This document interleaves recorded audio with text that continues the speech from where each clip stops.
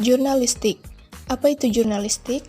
Jurnalistik merupakan sebuah proses atau ilmu dalam pengumpulan, penulisan, penyuntingan, dan publikasi berita.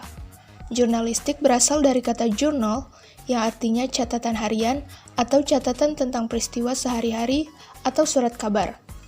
Mengapa jurnalistik menjadi bagian dari komunikasi massa? Komunikasi massa sendiri merupakan proses penyampaian pesan kepada orang banyak melalui media massa. Media massa di sini bisa berupa koran, majalah, televisi, radio, dan internet. Jadi, untuk mewujudkan penyampaian pesan tersebut, komunikasi massa memerlukan jurnalistik, sebagaimana fungsi jurnalistik untuk memberikan informasi, hiburan, dan mendidik masyarakat. Sejarah perkembangan jurnalistik. Sejarah jurnalistik dimulai pada zaman Romawi kuno, masa pemerintahan Julius Caesar, yaitu sekitar 100-44 tahun sebelum Masehi. Julius Caesar pun disebut sebagai Bapak Pers Dunia.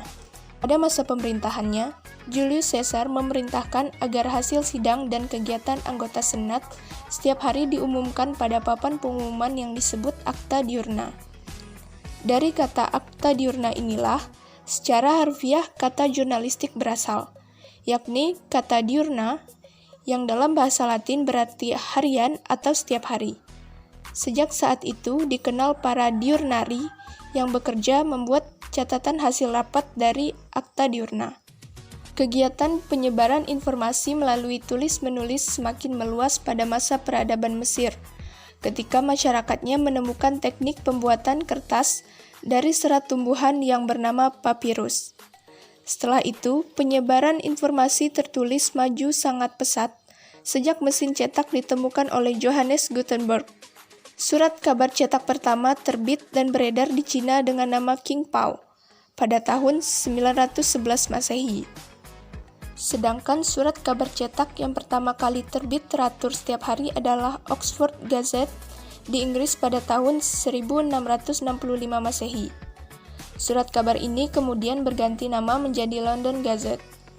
Dan ketika Henry Muddiman menjadi editornya, untuk pertama kali dia menggunakan istilah newspaper yang sampai sekarang dipergunakan oleh semua orang.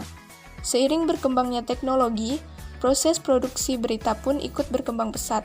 Tidak hanya melalui media cetak, kegiatan jurnalistik kini bisa melalui radio, televisi, dan internet dengan jangkauan yang lebih luas.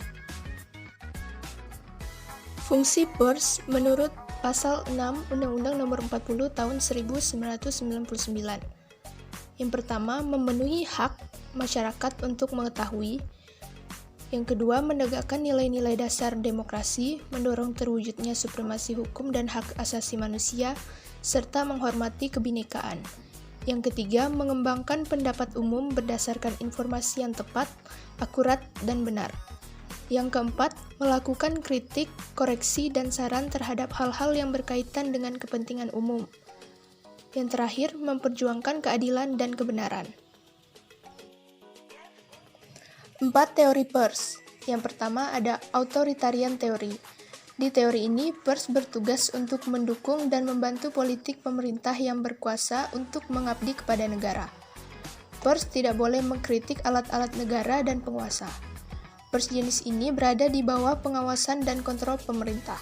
Fungsi pers hanya sekedar menyampaikan apa yang diinginkan penguasa untuk diketahui oleh rakyat. Negara-negara penganut teori ini adalah Spanyol, Jerman, dan beberapa negara di Amerika Latin. Yang kedua ada libertarian theory. Teori ini bertujuan untuk melakukan pengawasan terhadap kinerja pemerintah.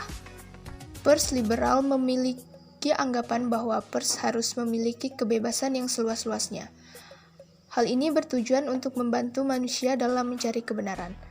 Negara-negara yang menganut teori ini adalah Inggris dan Amerika Serikat. Yang ketiga ada Soviet Communism Theory.